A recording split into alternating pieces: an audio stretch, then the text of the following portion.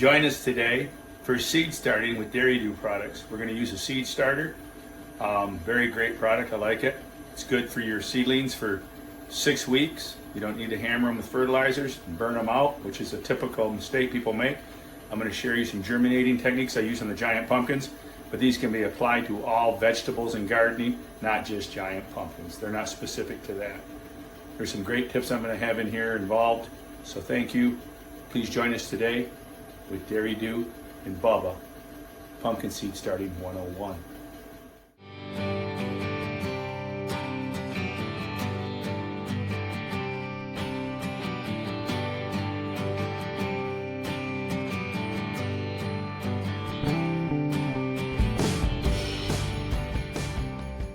It's seed starting time.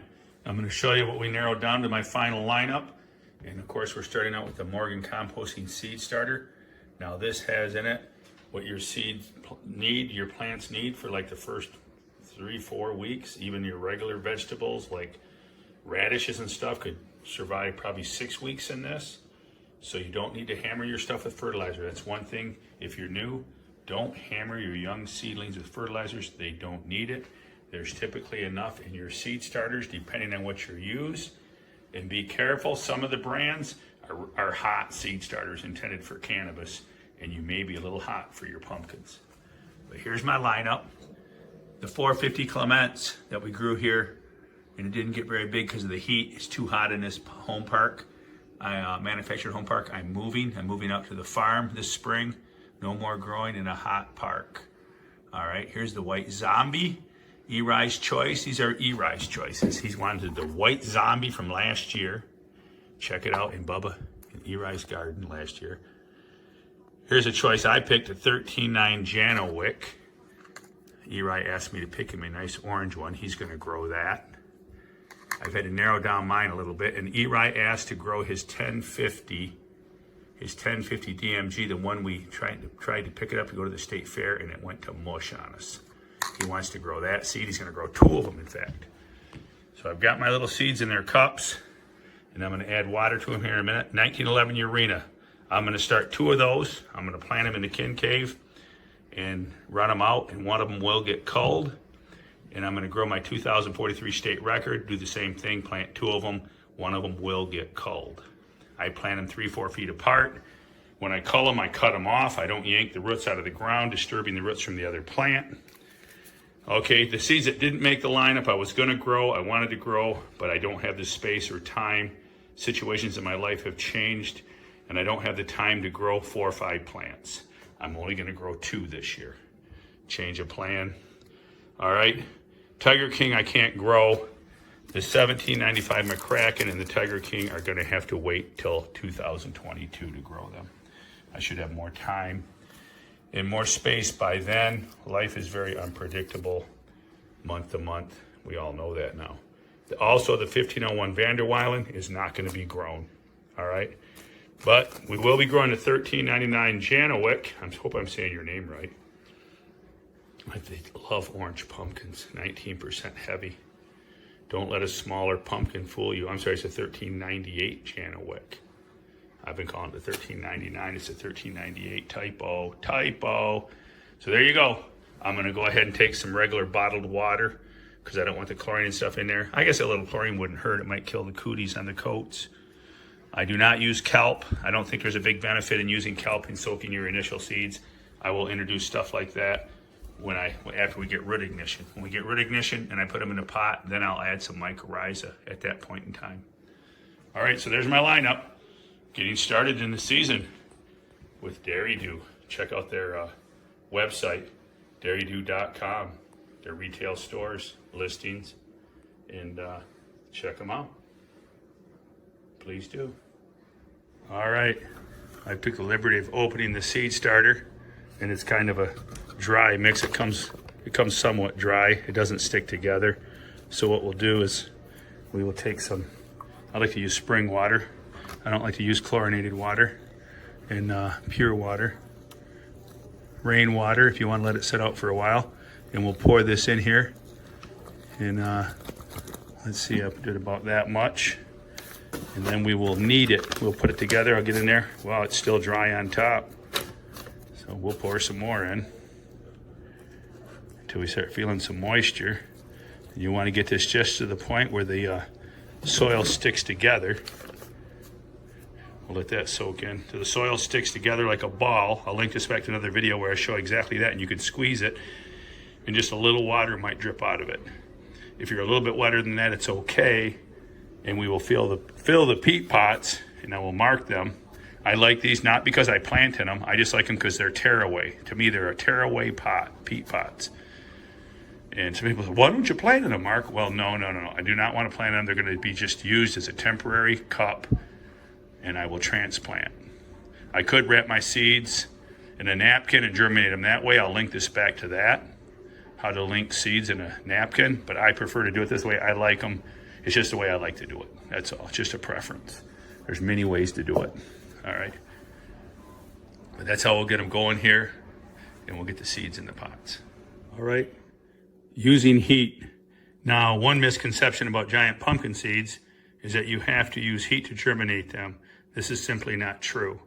What it will do is it will speed up germination, maybe give you better germination percentage if done correctly. You also have to be careful because you can cook your seeds.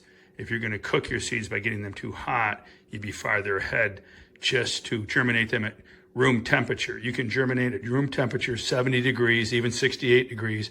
It's just going to take 5 to 7 days for the seeds to pop up typically, rather than getting them to pop up in 3 to 4 days, 5 days. So there you go. So what I did is first thing I did is plug in the cord. Yes, it's working. What I'm going to do is I set up a system here where I can put these in these trays and I can set them on the heating pad. I'm going to share this heating pad. I do have another heating pad, but I'm not going to look for it because what I like to do is I like to take them off the heat occasionally. I like to give them a little warmth, but they don't need to have constant warmth. And I can take them off and I can share. I'm going to share this heating pad with this tray, and I'm going to share it with this tray. And what I've done is I've taken the seed starter, and I actually took, to give you the 8-quart seed starter, Morgan's compost seed starter. It took this much water, so almost a little over 3/4 of a gallon, and I'm actually of water to an 8-quart bag, and I'm actually a little bit too wet. I do have water. You can see the water dripping out. Okay, that's all right, because I'm going to put them in these dried up little peat cups that I like. I like to do it this way. So that peat cup is going to absorb some of that moisture. And I know that I can go ahead and take my seed.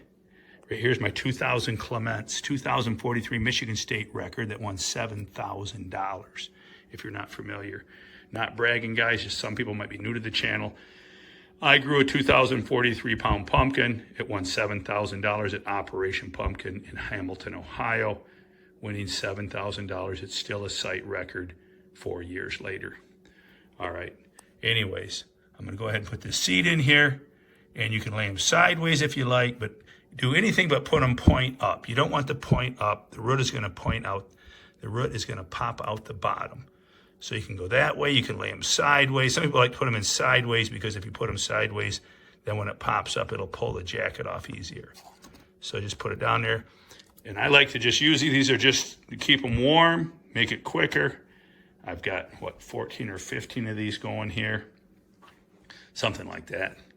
So I got E-Rise 1398, Janowick, the 1911 Urena. We went over that earlier in the video.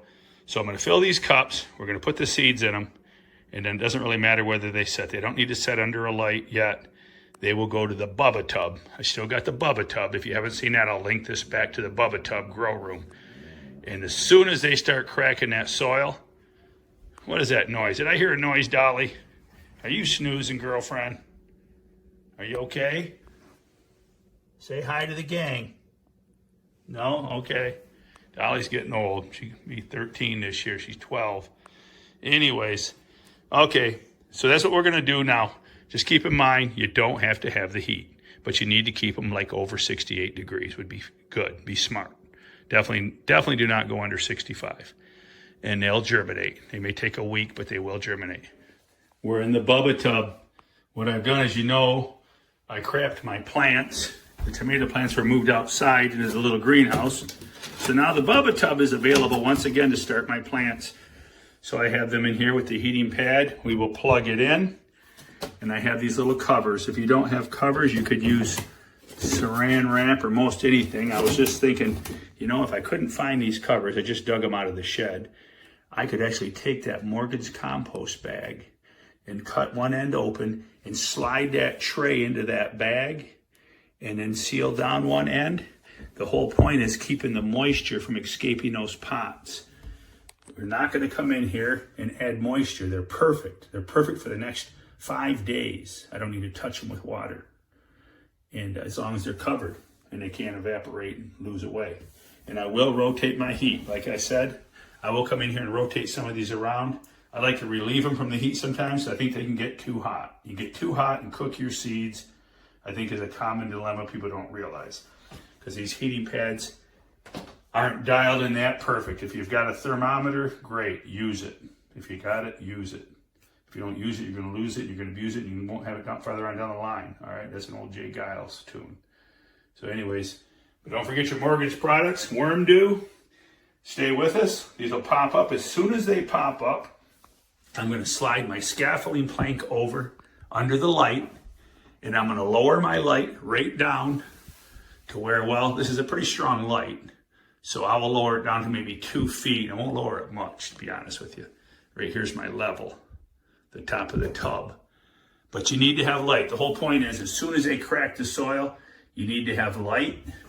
You need to have a fan, because you want to make them strong, and you want to remove the heat. This is a big thing. No, I know a lot of guys, you want to keep your seedlings warm and comfortable. No, you don't. As soon as those seeds crack the soil, we unplug the heat. The heat will make them tall and leggy. Don't believe what they tell you on the wisecracker lines. It's not true. The heat will not help them. And we immediately get them cooler, and we'll use the top heat. The light will generate some top heat. If you're using cool lighting, that's still okay. They don't need heat at that point. They will do fine. At cooler temperatures like 70, they're going to stay stocky, and they're not going to get tall and leggy. So just trust me on that one. Leave your comments below, and I appreciate it. Thanks for viewing the videos today, how to get your pumpkin seed started. It's the 2021 season kickoff, and I'm excited. We're going to be growing out to the Mitchell Farm, 300-acre Mitchell Farm, and I'm going to be moving out there and staying at the farm. So it's going to be exciting. Join us. We're going to be growing in the repurposed pallet kin caves that I'm making a video now, putting that together, and show you exactly step by step how those go together. All right. So I've never done that before. Never showed full detail on how to build a kin cave. A kin cave is a greenhouse. If you don't know the slang or the terms, we're going to build a greenhouse out of repurposed pallets. And we're going to use Dairy Dew products. They're our sponsor. And we're going to go for a new Michigan State record this year, with the weather permitting. So please join us. I'm going to show you how we're going to transfer these peat pots into 1-gallon bags, possibly 2-gallon bags, depending on the forecast. A lot of people say, hey, when do I start the plants? When do you put them outside? Well, we're in April. I'm shooting for putting them in the ground in Michigan the end of April, but it's all contingent on the weather. If the weather turns cold and nasty and it's snowing, they won't be going in the ground. They'll be hovering in the BUBBA tub. So I may use a 2-gallon bag. I may use a 1-gallon bag. I'm undecided at this point in time. I will wait another 3 or 4 days until they pop the soil and watch the weather and see what I think the weather's going to do. I may even call Dionne Warwick, Psychic Hotline, and ask her, what's the weather going to do, Dionne? Because she knows Psychic Hotlines. All right. Thank you very much. But keep it a secret, but go tell a friend. Bubba is sharing secrets. Turn on your notifications and subscribe, because we're on fire, baby, on fire.